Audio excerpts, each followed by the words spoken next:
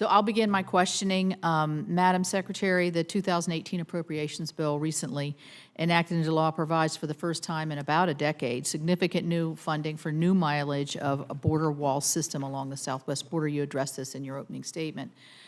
Do you believe that these investments will secure the southwest border in ways that cannot feasibly be achieved through technology or personnel? Let me go ahead. I have three questions, and you can sort of get it. Okay. It's my understanding, too, that the funds provided in 2018 and those requested in 2019 will be used to build a border wall system.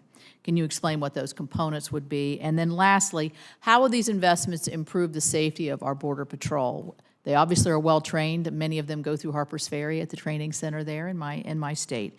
So how will this more effectively secure their own security? So those are my three questions about the border wall. Sure.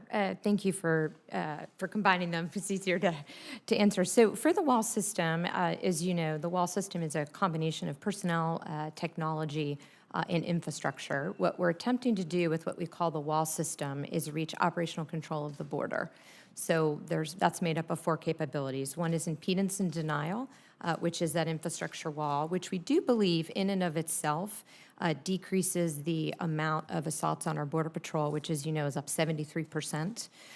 It's a 30-foot wall, so it makes it that much more difficult for those attempting to cross illegally to attack our folks.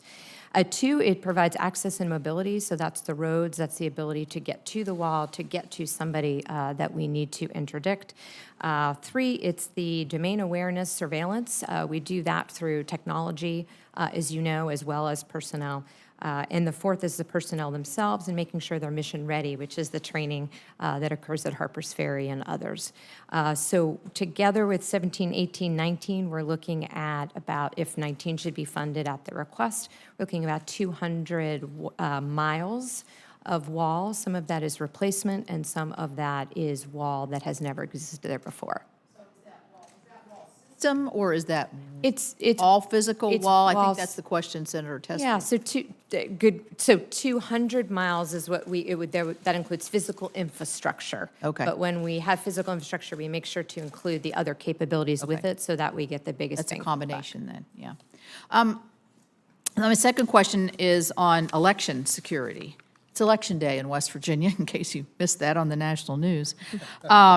And obviously, we saw during the last election some of the difficulties that we had in terms of some cybersecurity and cyber hacking and all of the things that known and unknown to some of us already. I'm not sure we know what all happened in 2016.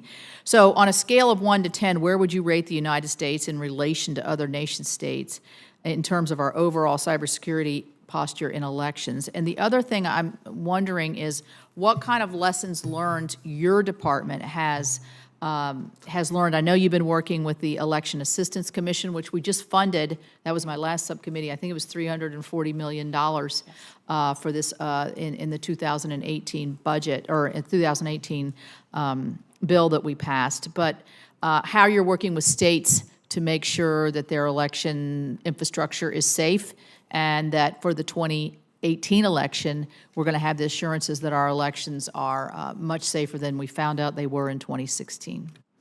So there's two things that are top of mind for me as part of this conversation. One is helping state and locals secure the election infrastructure itself.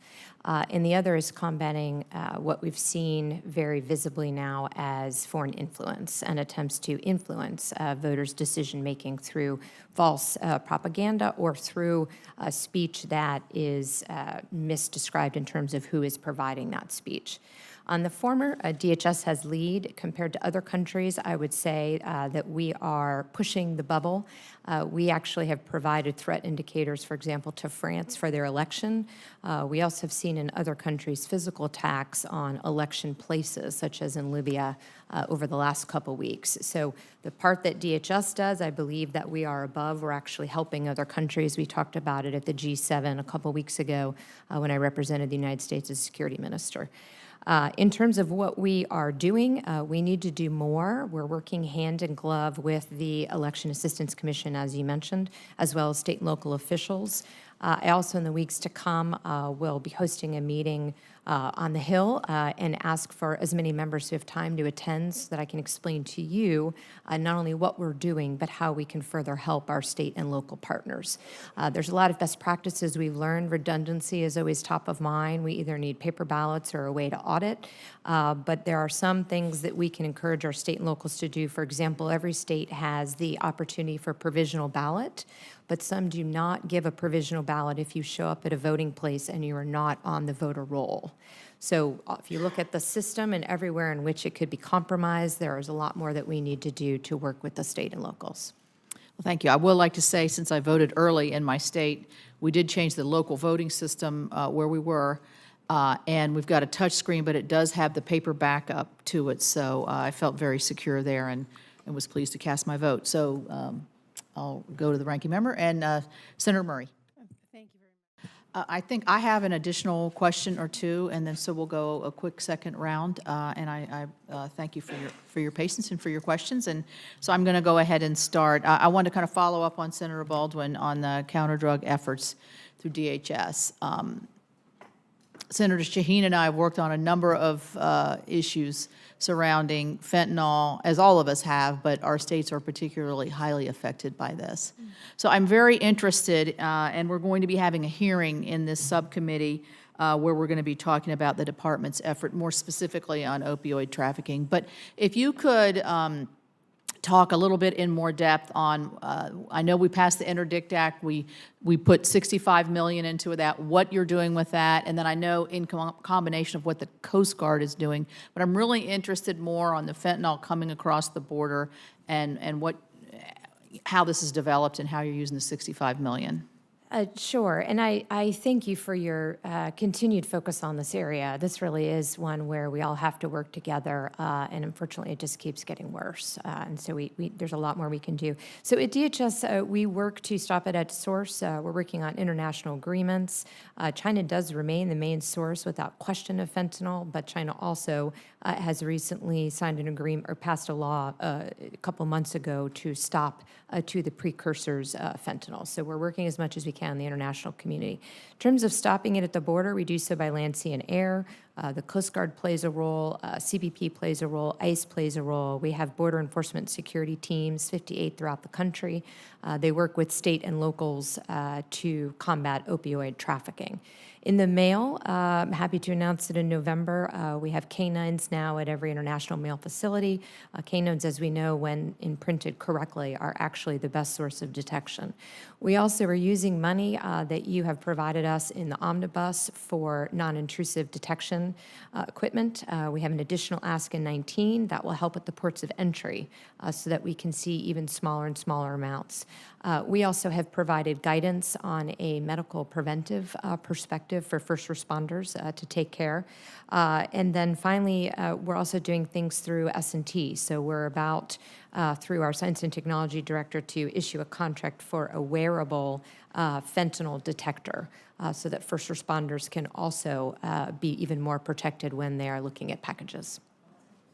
Interesting. I hadn't heard that your final thought there. I'd be interested maybe when it moves forward to see a demonstration on how it works. Just last question I have is on cybersecurity. We really haven't talked about that a whole lot, but that is obviously part of our nation's critical infrastructure. And the President's FY2019 budget called for a transfer of approximately $48 million in cybersecurity research and development to the National Protection and Programs Directorate.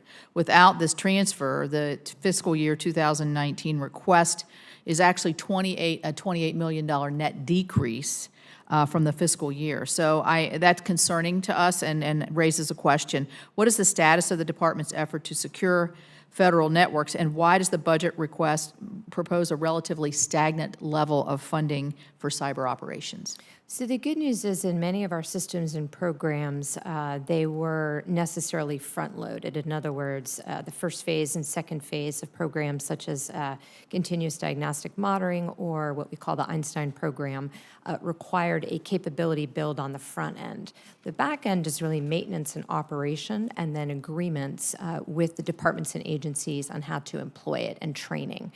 So actually the initial influx of cash, if you would, was required, and now we have gone down. What we're looking to do now, though, is we're looking much more at systemic risk. We're changing the way that we look at the protection of critical infrastructure. We're doing so with sector-specific agencies and owners and operators themselves, so that we can understand through the interdependencies what we need to do better to fill those gaps. So it's sort of what I would say is a general evolution of the maturation of what we need to do. We do need to do more. Every day we're looking at gaps and following the threat indicators to see the patterns and then to come back to you to see what else we will need. Well, I appreciate that. I would say, just in the form of a comment, it's a little, when you see the threat you see today is not, and you can tell me a lot more about this, is not the threat we're going to see tomorrow. Right. So I would think that resources in an anticipatory fashion or research and development is going to be critical to be able to, so we're not just always looking at what happened and trying to fix that. We're looking ahead to prevent what that next threat could be. So I appreciate that. Senator Tester.